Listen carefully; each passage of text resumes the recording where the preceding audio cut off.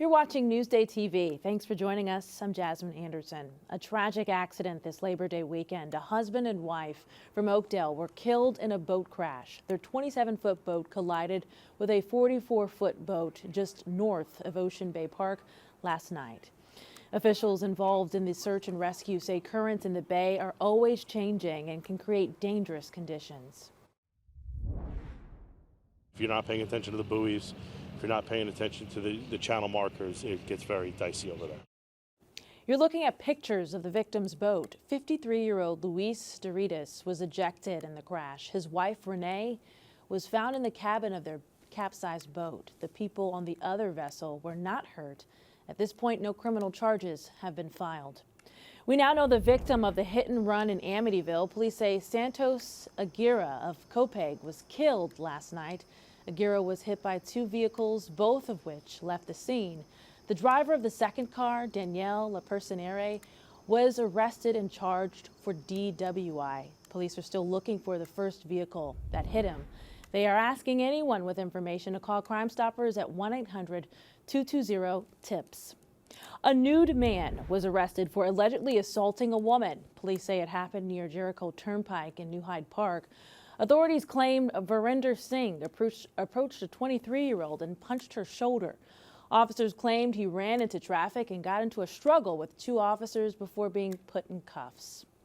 LIRR service changes will take effect tomorrow. The MTA says there will be more express trains to Manhattan, more direct trains to Brooklyn, and more convenient travel times. This comes after complaints from riders saying the opening of Grand Central Madison reduced service to Penn and Atlantic Terminal.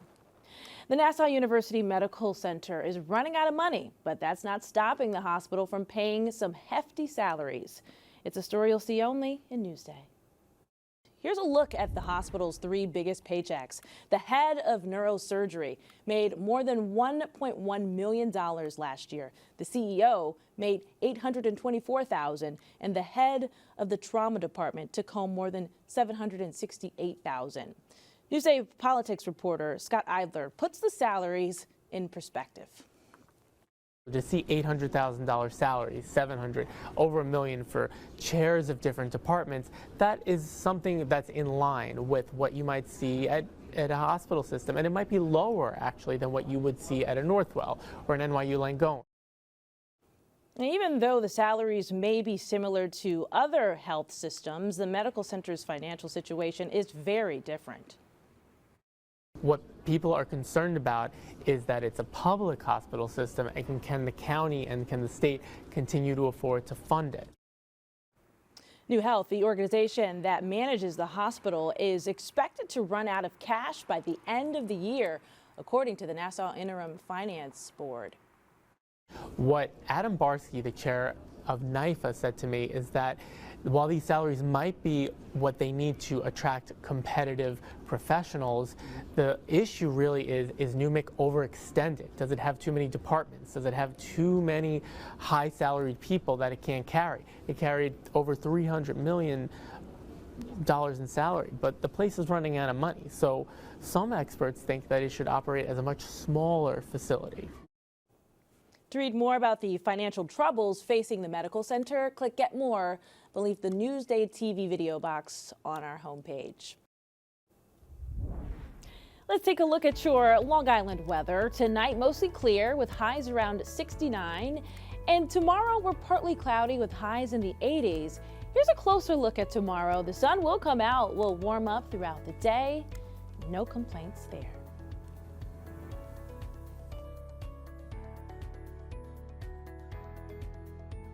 Long Island weather is brought to you by King O'Rourke Automotive Group.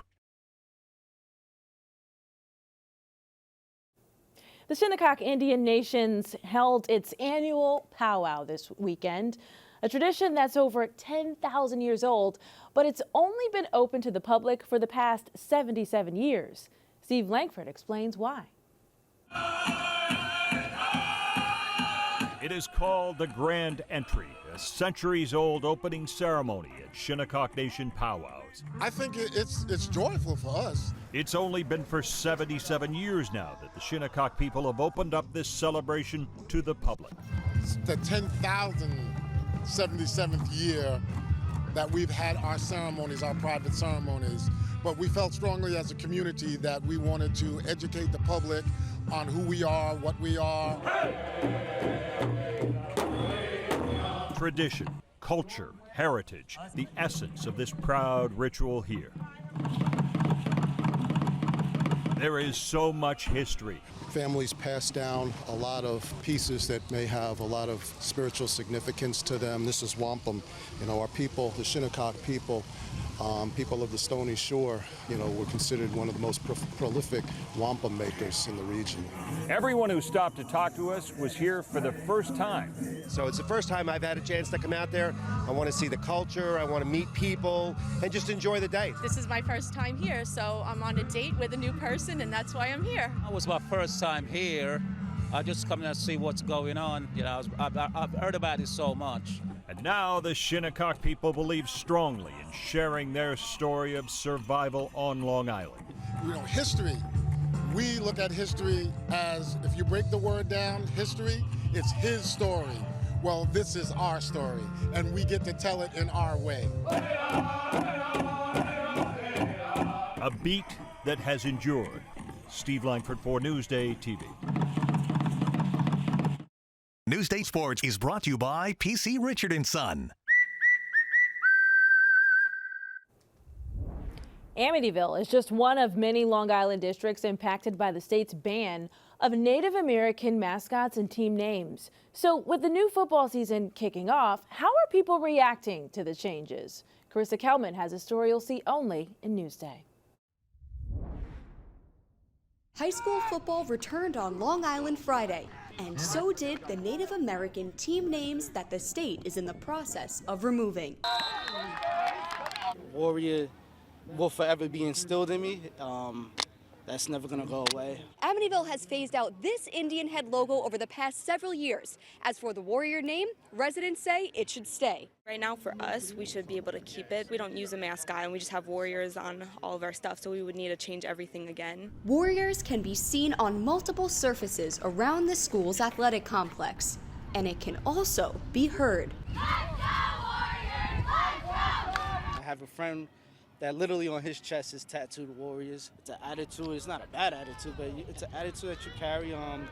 It's pride. The Amityville School Board has agreed to comply with the ban, but reserved the option of challenging the state's order in court. At Friday night's game, the school administration declined to comment on the current status of the mascot name. I don't want the name to go away, honestly. Honestly, I say that with everything in me. I don't want it to go away because it's a part of me, and it shaped me to who I am today. In Amityville, Carissa Kelman, Newsday TV. Read more about the Warriors on Newsday.com. Click Get More below the Newsday TV video box.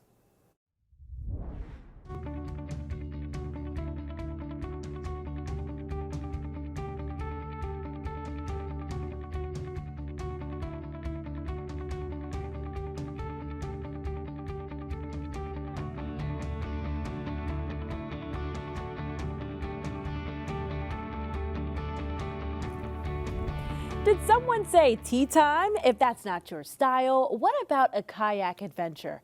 Macy Egland takes us to Stony Brook in today's Destination Downtown.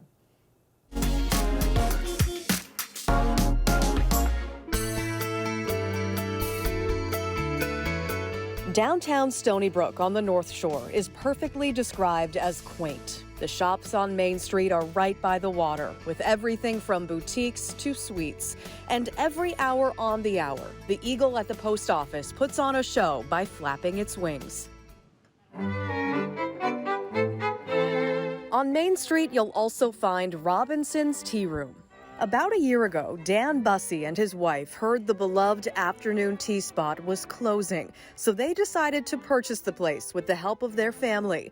Bussey was born in England and grew up enjoying tea service. For me, it was a way to show people a little bit of my upbringing. They have over 50 different varieties of tea, and the tea service comes with these 3 plates: scones, sandwiches, and pastries. We make as much of it in-house as we can. The scones are all baked in-house, all the finger sandwiches, everything is made fresh to order. And this is supposed to be an afternoon snack. I mean, this is a big snack. We want to keep this tradition going. On the water, Stony Brook Harbor Kayak and Paddleboard Rentals offers people of all ages the chance to give it a try, and they make the process super easy.